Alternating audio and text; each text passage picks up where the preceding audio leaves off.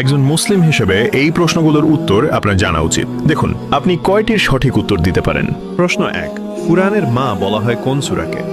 এ সূরা Yasin, B সূরা আল ফাতিহা, C সূরা আল বাকারা। সঠিক উত্তরটি হবে অপশন বি, সূরা আল ফাতিহা। প্রশ্ন 2, কুরআনে মোট কতটি সূরা রয়েছে? এ 114টি, বি 120টি, সি 110টি। সঠিক উত্তরটি হবে অপশন এ 114টি। আপনি যদি ইসলামকে ভালোবাসেন তাহলে কমেন্ট করুন আই লাভ ইসলাম। প্রশ্ন 3, কুরআনের সবচেয়ে বড় সূরা কোনটি?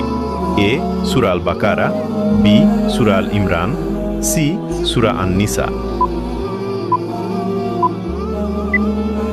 সঠিক উত্তরটি হবে অপশন এ সূরা আল বাকারা। প্রশ্ন 4, কুরআনের হৃদয় বলা হয় কোন সূরাকে? এ সূরা ইয়াসিন, বি সূরা রহমান, সি সূরা মুলক। সঠিক উত্তরটি হবে অপশন এ সূরা ইয়াসিন। আপনি কয়টি প্রশ্নের উত্তর দিতে পেরেছেন অবশ্যই কমেন্টে জানান।